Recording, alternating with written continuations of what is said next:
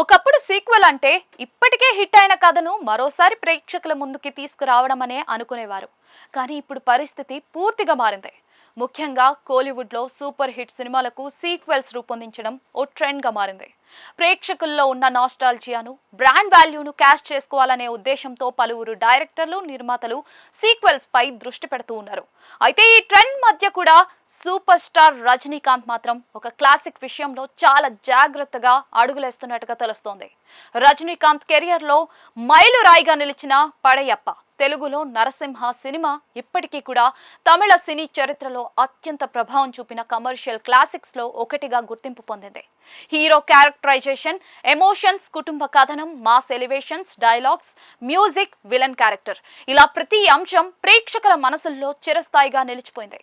అందుకే ఈ సినిమాకు సీక్వెల్ అంటే అభిమానుల్లో భారీ అంచనాలు ఏర్పడటం సహజమే. ఇటీవల డైరెక్టర్ కెఎస్ రవికుమార్ తో కలిసి ఈ సినిమాకు సీక్వెల్ పై డిస్కషన్స్ జరిపినట్లుగా కోలీవుడ్ వర్గాల్లో ప్రచారం జరుగుతోంది. అయితే కథ ఆలోచన ప్రారంభ దశలో ఆసక్తికరంగా అనిపించినప్పటికీ కూడా పూర్తి స్థాయి స్క్రిప్ట్ మాత్రం ఆ క్లాసిక్ కు తగ్గ స్థాయిలో లేదనే అభిప్రాయం వ్యక్తమైనట్లుగా సమాచారం. దీంతో ప్రస్తుతం ఆ ఆలోచనను ముందుకు తీసుకెళ్లకుండా వేచి చూడాలనే నిర్ణయానికి వచ్చినట్లుగా ఇండస్ట్రీ టాక్ వినిపిస్తూ ఉంది.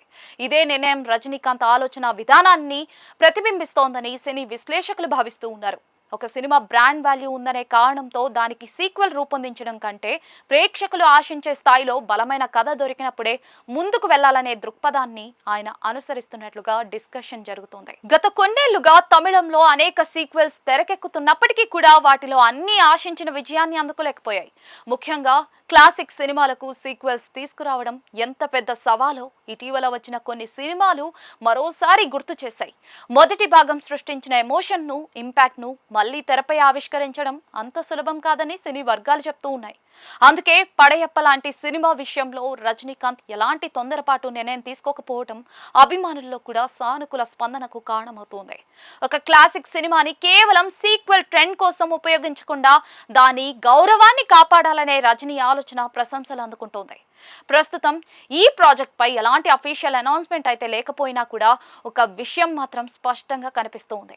కథ స్ట్రాంగ్ గా లేనంతకాలం ఆ క్లాసిక్ ను మళ్లీ తెరపైకి తీసుకురావాలనే ఆలోచన రజనీకాంత్ కు అస్సలు లేదనే సంకేతాలు వినిపిస్తూ ఉన్నాయి. అదే సమయంలో ఫ్యూచర్ లో నిజంగా పడయప్ప స్థాయికి తగ్గ కథ దొరికితే పరిస్థితి మారే అవకాశం కూడా లేకపోలేదు.